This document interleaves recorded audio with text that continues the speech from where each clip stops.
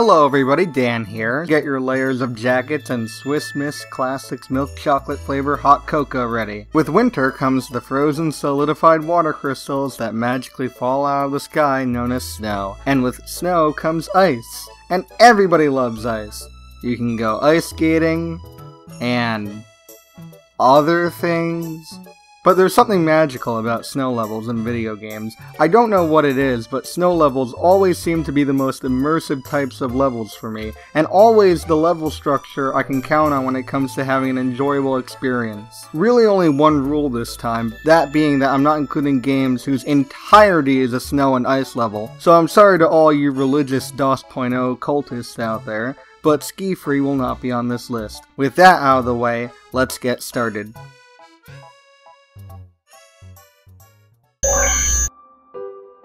What makes video games and animation different from live-action forms of media is that it's much easier to defy all logic. Sometimes it's not a good thing to do so, as it can tarnish a game with bugs and glitches, but most of the time logic can be almost completely absent from games. You can question the bigger, broader specs of games, or get even more detailed.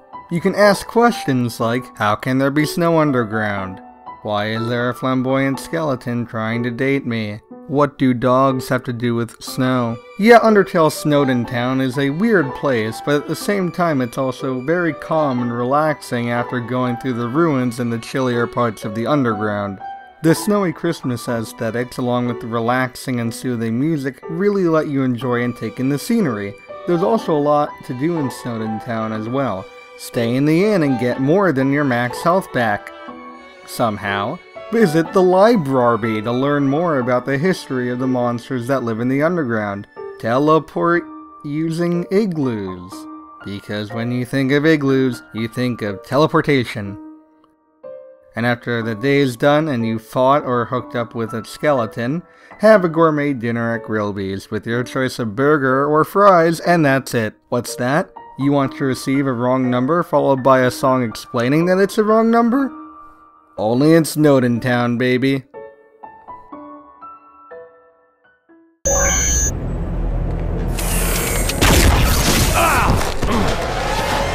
You don't want to do this, Freeze. This one was definitely tough for me. Yes, this was one of the most memorable segments of the entire game, and yes, it is primarily focused around ice and snow, but can I really count the Mr. Freeze boss fight as its own standalone level? You know, I was thinking about it for a while, and then, it hit me. This is my list. So I can put whatever I want. And by Jove, if I want to put the Mr. Freeze fight on this list, then by Jove I'm gonna make sure it gets on this list. I'm not gonna go into too much detail as to why I love this fight, as I've already talked about it to death in my top 10 boss fights videos, of which you can click the little eye icon in the top right corner of the video. Instead, I'm going to talk about the ice and snow aspects of the level. The atmosphere basically goes against every other cliché snow level. Instead of bright, cheery music and visuals, it's a dark, desolate, gray-toned fight with ominous and suspenseful music playing in the background. Mr. Freeze, being one of Batman's toughest and smartest adversaries, uses his freeze ray to make sure Batman can't attack him using previous methods, by shooting the floor vents to make sure they freeze up with icicles, to freezing gargoyles that Batman uses to grapple. Even though Mr. Freeze may seem like a bad guy, his heart's in the right place, since the only reason he's a criminal is to find his wife Nora, who was wrongfully taken from him. Please, find Nora. She's all I have left. It may be ironic, but out of all the Batman villains, Mr. Freeze seems to be the least cold-hearted. Oh, you knew there was gonna be a pun, it's Mr. Freeze! When you come across a video game franchise that has been around for over 30 years, chances are you're going to see a lot of similar stuff. Similar mechanics, similar music, even similar level structures.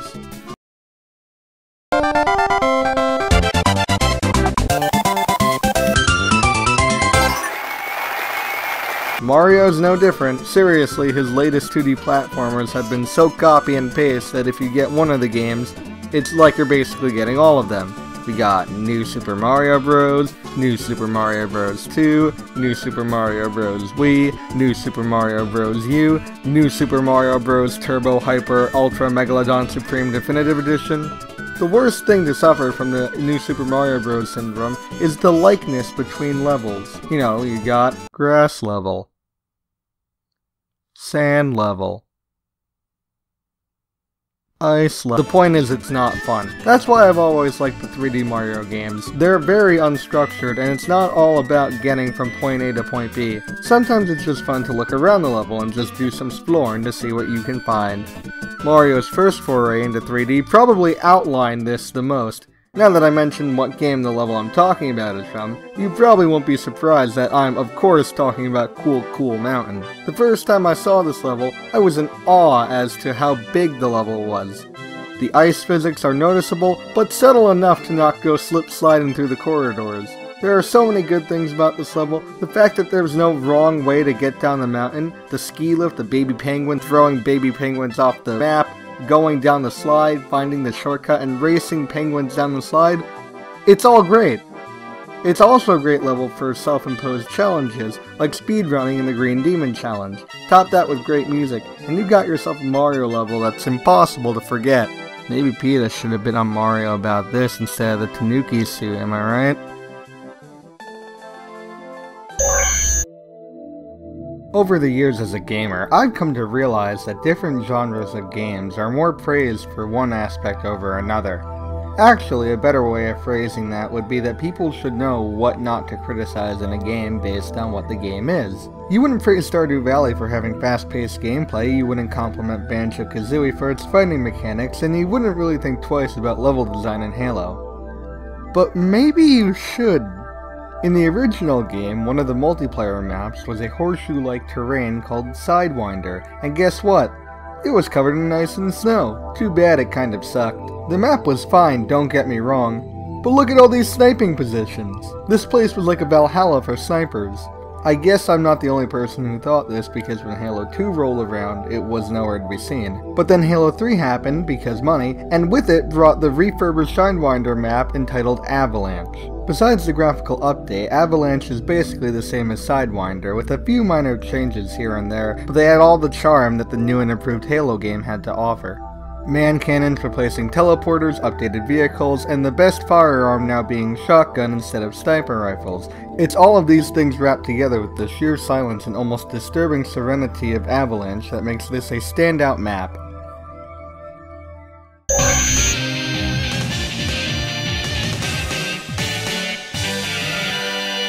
Chill, Penguin! I don't know who came up with this staple in snow levels, but I swear to God I'm seeing it more and more nowadays. I kind of want to hug and strangle the guy who came up with this at the same time. In many snow levels nowadays, there are two tropes that you can find quite commonly. Physics that make you feel like you're doing a Scooby-Doo run all the time, and penguins. Thank God Mega Man X only has one of these tropes, and it's the better one. For those of you that haven't played Mega Man X yet, let me make a suggestion. Play Chill Penguin stage first. For starters, it really gives you a feel for the game, as it probably is the easiest stage in the game to go through without power-ups or upgrades. But don't worry, on this stage you'll get the most useful upgrade in the entire game, the Dash Boots. These babies are used to make X get a quick burst of speed, which is very useful when it comes to getting the other upgrades and health containers in the game. I always use them on downhill snow slopes to make it look like he was shredding down the mountain, and I always got complete satisfaction out of it. Also, did you think that riding on cars was cool from the intro stage? Well now, you get to pilot full-blown mechs that can take out enemies and towers with one punch, man! And it can dash as well. Now it all leads up to an epic boss fight against the most menacing penguin around. And yeah, he's kinda doofy. Working for him is a million times better than piddling around on a South Pole with nothing to do! Then again, there isn't really another boss fight in the game where you can say that the boss used statues of himself as a weapon. That takes real skill. So, we're right, and you're wrong. Let me see that. Takes a big man to admit when he's wrong. I am not a big man. Stating something that you perceive as a fact without any evidence or proof to back it up is never a good idea. Even if you think that you're 100% correct, you need something to back up your case. So why am I bringing this up? A few weeks ago I was talking to a totally real friend, and we were debating Battlefield versus Call of Duty, with me taking the Battlefield team. My main argument was that Call of Duty never really got the stealth level correct, whereas Battlefield has. I knew that they had tried in the past, but they never really felt right to me. Call of Duty was always meant to be more of an in-your-face first-person shooter, whereas Battlefield needed some tactics in order to master. And I thought I was going to keep that idea to the grave, until my totally real friend showed me Cliffhanger from Modern Warfare 2, and everything I thought I knew seemed to be all lies. The level story wasn't anything to write home about, mind you, just you and Soap sneaking into the Russian base. But it's the gameplay that really makes it stand out. The level starts out with you and Soap climbing an ice wall, and you are almost plummeted to your death. Alright, great start. Then Soap teaches you how to use the heart monitor on your ACR to detect enemies that you need to kill. The only problem is that if you're spotted or make too much noise, the guards will come out to get you with reinforcements. So you have to use the current blizzard to your advantage, as you sneak around silently killing off Russian soldiers. And for a game mechanic that's barely used in the rest of the game, damn, does it play nice. This lasts about 3/4 of the level until Soap is caught by the Russians, and you have to set off a bomb, and there's guns and fire and whatnot, all leading up to a snowmobile battle and chase scene. So what did I learn from this experience? Two things.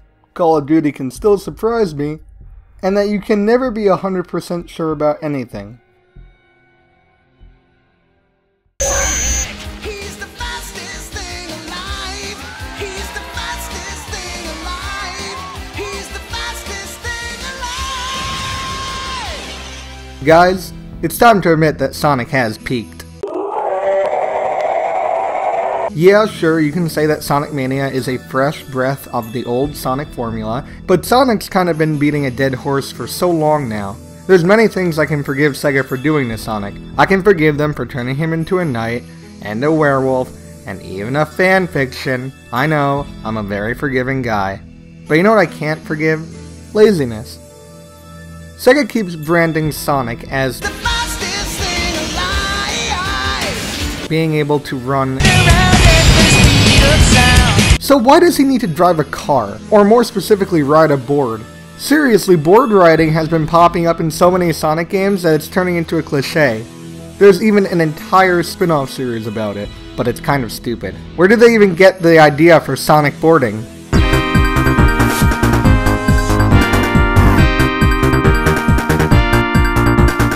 Oh yeah. Yeah, right. That's actually the greatest thing ever. Right there. Right from the beginning, you know Ice Cap Zone isn't joking around. Riding on a snowboard, riding on an iceberg, dodging ice spikes, dodging freeze blasts, and jamming along to one of the best 2D Sonic tunes. It's just plain good. There really is nothing else to say about it. Sega, I forgive you for the boarding. Let's just forget that Sonic Freeriders ever existed. Winter, talk to me. Focus, look at me. How many fingers am I holding up? He's fine. It's safe to say that different styles of media, like video games and movies, have so much content that can be considered timeless and classic. They're fun and enjoyable, and they appeal to a majority of demographics. However, when said different forms of media seem to cross over, that almost never ends well. Directors who have taken video games and put them into movie form have created some of the worst movies to hit the silver screen, like Warcraft, Super Mario Bros., and that god-awful Double Dragon movie. I don't even want to get started on that one. That one was just... Special delivery!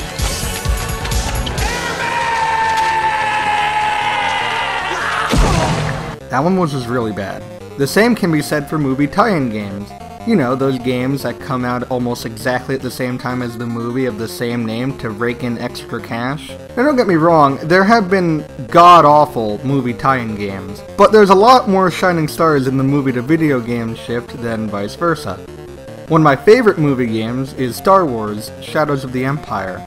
It was loosely based off of episode 5, but it had an original story, with graphics that looked amazing for its time. Granted, even though the now dated controls make most of the game almost unplayable, it doesn't matter to me as long as the first level still works the same as I remember it working all those years ago. For those of you that saw episode 5, you remember the scenes with Luke on his snowspeeder tying up the AT-ATs with some tow cable on the frozen planet Hoth. And that's the first level of the game too. The game developers could have taken the easy way out and just put a weak spot to shoot the AT-ATs, but they managed to recreate the tow cable scene in game form. This was a huge deal for early 3D games, not to mention that the controls were and still are incredibly smooth for this level. And the actual sound effects matching with the orchestral score just added to the level. And it wrapped in the snow scenery we know and love from Hoth. Now you could say that this level could have taken place anywhere and it would have been just as good, and to be fair, you're probably right. But the fact that LucasArts was kind enough to give us this kind sense of nostalgia just really brings back one's faith in humanity.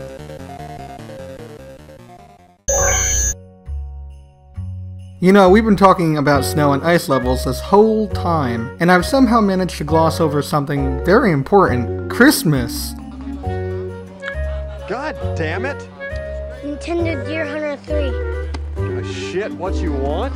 Yeah, sure, I gleamed over it when I was talking about Snowdon, but that wasn't too obvious that you'd think about Christmas when you think about Snowdon Town. You just think, oh, that's the one with the dog, right? No, if you want a Christmas vibe with your snow level, look no further than Freezeezy Peak from Banjo-Kazooie. There's presents, a Christmas tree, Christmas lights, Christmas light-eating monsters, 3 starving polar bear kids, a deadbeat polar bear dad, a giant snowman with a top hat and scarf that you can sled down. I mean, what else could you need to prove that this has a major Christmas vibe?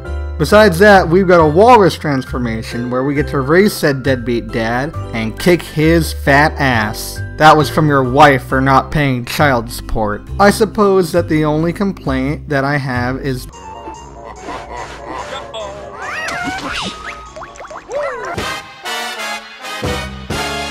there's also a rumor of some sort of legendary ice key that will help unlock something in the future, but it's only a rumor, not proven yet. You want to know more about this elusive key? Just play the game yourself. Trust me, you won't regret it. I'm the kind of guy who likes traditions. Seeing family during the holidays, watching the football game on TV during Thanksgiving, destroying the rest of my family in Mario Kart and Smash Bros. It really brings us closer together, you know? You could say that ice levels with the same tropes are just sticking to traditions, and I understand where you're coming from. But the same argument could be made that instead, they're just keeping cliches. You know, the slippery mechanics, the cheery music, the colorful stage, the lighthearted boss, some sort of power-up to help you in the snow if that's the kind of game you're playing, penguins, and that whole lot. I wanted to find a level that went against at least some of these common tropes of ice and snow levels. And when I played Shovel Knight's Stranded Ship level, I knew I found the material I was looking for. Stranded Ship is an ice level that takes place for a majority of the time in an abandoned, landlocked ship. The only trope that it really keeps is the slippery mechanics, and maybe the colorful stage, but those mechanics are mostly overlooked by the rest of the stage's gameplay, including covering sharp spikes with snow, and riding these rainbow-shooting bird statues that hover. They never really explain where those come from. Speaking of bird statues, they're the only source of multicolor in the entire stage. Everything else looks kind of ominous and somewhat eerily beautiful, especially the background. The stage also has some of the best parallax scrolling that I've ever seen. It just flows together perfectly. The music is anything but cheery. It's actually quite unnerving. It kind of makes you wonder how the ship got there in the first place. The power-up you get here actually has nothing to do with snow or ice, but the war horn is the most powerful item in the entire game. Maybe you can think of the horn as maybe like some sort of Viking horn, that this may have been a Viking ship or something. I'm not sure, that's up to your interpretation. We're also introduced to some new enemies, including Spinwolves and Tundreds, as well as an icy take on the classic Wisms. And it all comes together beautifully with an amazing yet difficult boss fight against Polar Knight, the only other shovel-wielding knight besides Shovel Knight and Black Knight. And the game knows it, foreshadowing some kind of friendly past that these characters had. Yacht Club Games has made some DLC regarding playing as some of the knights from the Order of No Quarter, Plague Knight and Spectre Knight have already gotten theirs, and King Knight is coming up shortly. Unfortunately, we won't be able to play as Polar Knight. However, I would like to be able to find a way to look into his past and see the events that unfolded that made this stage the way it was today. I have a feeling that what I might find will blow my mind